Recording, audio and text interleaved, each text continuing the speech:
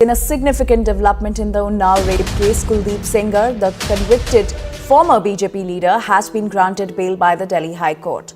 4 जून 2017 को उत्तर प्रदेश के उन्नाव प्रेसिडेंसी में एक 17 साल की बच्ची का रेप कर दिया जाता है। इस रेप का मेन कल्प्रिट था 4 time winning MLA Kuldeep Singh Sengar, जो बीजेपी का एक एमएलए था। ये पहली बार नहीं था कि कोई बीजेपी का लीडर का नाम एक रेप केस में आया हो। विक्टिम और उसके परिवार वालों के हजारों कोशिशों के बाद एमएलए के प्रेशर से पुलिस ने उसके ऊपर एक भी एफआईआर दर्ज नहीं किया, लेकिन एक अरेस्ट जरूर किया विक्टिम के पिता का, ताकि ये केस को दबाया जा सके। इस इंसिडेंट के कुछ ही दिन बाद 17 अगस्त 2017 को विक्टिम ने सीएम योगी आदित्यनाथ के घर के सामने सुसाइड करने की ट्राई की एज अ प्रोटेस्ट। इसके रिजल्ट में विक्टिम को फाइनली सीएम योगी आदित्यनाथ से बात करने को मौका मिला। उन्होंने स्टेटमेंट दिया कि इसी साल के 4 जून को उनके साथ रेप हुआ है कुलदीप सिंह सेंगर के द्वारा उन्हीं के घर में। According to the reports, victim ने किसी के कहने पे जॉब की खोज में सेंगर के घर गई थी और इसी टाइम पे सेंगर और उसके साथियों ने उस 17 साल की बच्ची के साथ एक गैंग रेप किया। ये केस एक पॉक्सो एक्ट का था और ये केस नॉर्मल पॉक्सो एक्ट नहीं था। हमारे कॉन्स्टिट्यूशन में एक पब्लिक फिगर ऐसे इंसिडेंट को अंजाम देता है तो उसको बहुत ही रेयर कैटेगरी में आइडेंटिफाई किया जाता है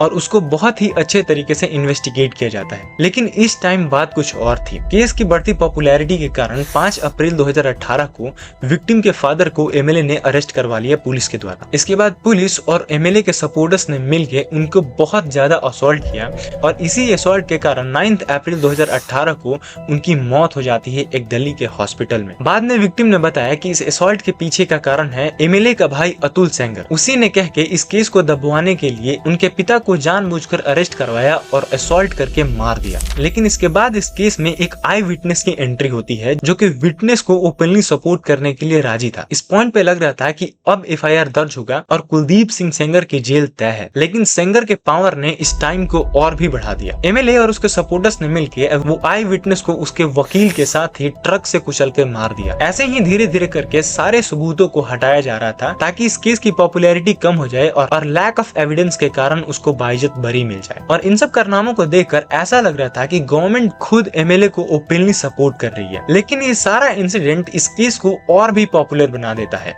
हर जगह प्रोटेस्ट होने चालू हो जाते हैं। दिल्ली से लेकर मुंबई तक हर जगह बस इसी केस को लेकर प्रोटेस्ट होना चालू हो गए। ऑनलाइन से लेकर ऑफलाइन और न्यूज चैनल्स केवल इसी न्यूज के ऊपर बात कर रहे थे। इस बढ़ते आउटरीच को देखकर फाइनली एफआईआर रजिस्टर होता है और इस केस को सीबीआई को सौंप दिया जाता है। कुछ ही दिन बाद 13 अप्रैल 2018 को सीबीआई सेंगर को क्वेश्चनिंग करने के लिए बुलाती है और फाइनली इलाहाबाद कोर्ट के ऑर्डर पे सेंगर को अरेस्ट कर लिया जाता है। इसके साथ एक अरेस्ट और होता है जो कि विक्टिम के अंकल के थे। इन्हीं के बदौलत ये इतना बड़ा आउटरीच क्रिएट हुआ था। फिर ये केस पहुंचता है सुप्रीम कोर्ट, जिसमें सीजेआई लेड फुल जजेस की बेंच ने कुलदीप सिंह सेंगर को एक 17 साल की माइनर बच्ची के रेप के केस में लाइफ इम्प्रिजनमेंट की सजा सुनाती है और 25 लाख का जुर्माना ठोकती है। लेकिन ये पूरा सिनेमा जैसा दिखने वाला स्टोरी इतना सिंपल नहीं है और यहीं पे ये एंड नहीं होता है। इसकी कहानी और बाकी है। 23 तारीख को कुलदीप सिंह सेंगर के ऊपर से लाइफ इम्प्रिजनमेंट की सजा को हटा दिया जाता है और उनको बेल दे दी जाती है। सोचिए ये कितना डेडली है। एक 4 बार का विनिंग एमएलए जिसकी पार्टी सेंट्रल में है,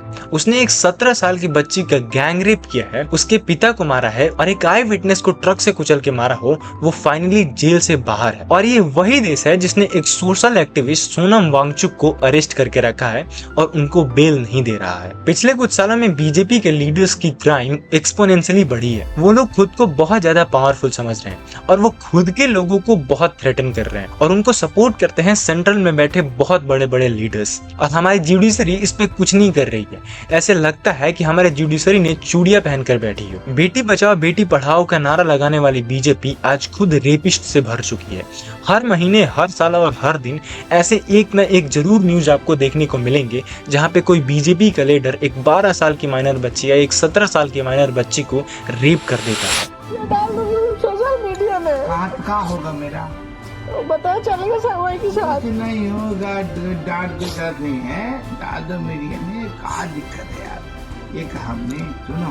अरे बोलो ना, बोल से आपको नहीं पता कैसे बात करना चाहिए। करवा लेना। सुन खाली कर। मैं अभी एसपी ऑफिस जाऊंगी सर। ये कुलदीप सिंह सेंगर अकेला ऐसा आदमी नहीं है जो इसने ऐसा काम किया है। ऐसा हजारों एमएलए और एमपीज बीजेपी और कांग्रेस जैसे पार्टियों के अंदर हैं जो हमेशा क्राइम करने से पहले एक बार भी नहीं सोचते, क्योंकि उनको पता है कि जुडिशरी उनके हाथ में है, वो कैसे भी इसको प्ले कर सकते हैं। इस न्यूज को सुनते ही जब इस केस के विक्टिम ने एक पीसफुल प्रोटेस्ट करना चालू किया तो पुलिस ने उन्हें घसीट कर वहां से हटा दिया। उनको ऐसे ट्रीट किया गया जैसे उन्होंने कोई ऐसा क्राइम किया हो। इमेजिन करिए हम एक ऐसे देश में रहते हैं। अभी फिलहाल में सीबीआई ने अपना आवाज इस केस पे उठाया है, देखिए आगे सुप्रीम कोर्ट क्या करती है। इन सब चीजों को देखकर ऐसा लगता है कि सचमुच भारत में विमेन सिक्योरिटी एक मजाक है। ऐसे इंसिडेंट हमारी बेइज्जती केवल डोमेस्टिकली ही नहीं कराते, इंटरनेशनली भी कराते हैं। ऐसे बहुत सारे देश है जिन्होंने एडवाइजरी जारी किया है इंडिया के खिलाफ अपने लोगों को लेकर कि अगर आप इंडिया में जा रहे हो तो विमेन सेफ्टी को कंसर्न हमेशा रखना। ऐसी नौबत आ गई है हमारी। मैंने एक डिटेल्ड वीडियो बनाया है कि कैसे बाहर के लोग हमें देखते हैं, उस वीडियो को आप जरूर देखना। एट लास्ट मैं यही होप करता हूँ कि इस एमएलए की जल्दी से जल्दी लाइफ इम्प्रिजनमेंट की सजा कंटिन्यू किया जाए और इसको फिर से जेल में डाला जाए, ताकि सबको पता चले कि अभी भी जुडिशरी हमारी थोड़ी सी जगी है। वीडियो देखने के लिए बहुत बहुत धन्यवाद।